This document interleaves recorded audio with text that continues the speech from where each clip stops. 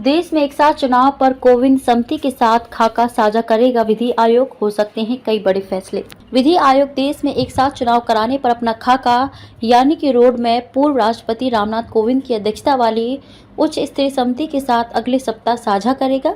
देश में एक साथ चुनाव किस तरह कराए जा सकते हैं, इस पर विचार जानने के लिए समिति ने विधि आयोग को 25 अक्टूबर को आमंत्रित किया है।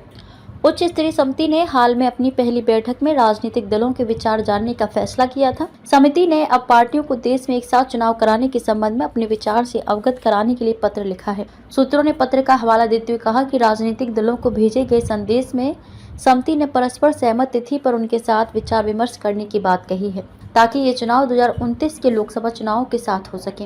पार्टियों को अगले 3 महीनों में अपने विचार लिखित रूप में भेजने का विकल्प भी दिया गया है। जस्टिस ऋतुराज अवस्थी की अध्यक्षता वाला विधि आयोग कार्यकाल को बढ़ाकर या घटाकर सभी विधानसभा चुनावों को एक साथ कराने के फॉर्मूले पर काम कर रहा है, ताकि ये चुनाव 2029 के लोकसभा चुनावों के साथ कराए जा सके।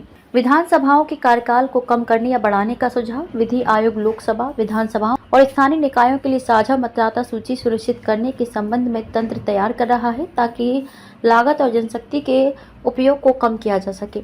साल 2029 से विधानसभाओं और लोकसभा चुनाव एक साथ कराने के संबंध में विभिन्न विधानसभा चुनावों को समायोजित करने के लिए आयोग विधानसभाओं के कार्यकाल को कम करने या बढ़ाने का सुझाव दे सकता है। मतदान करने केवल एक बार केंद्र पर जाएं, यह सुनिश्चित करने के लिए तंत्र तैयार किया जा रहा है कि लोकसभा और विधानसभा चुनाव एक साथ हों, तो मतदाता दोनों चुनावों के लिए मतदान करने केवल एक बार मतदान केंद्र पर जाएं।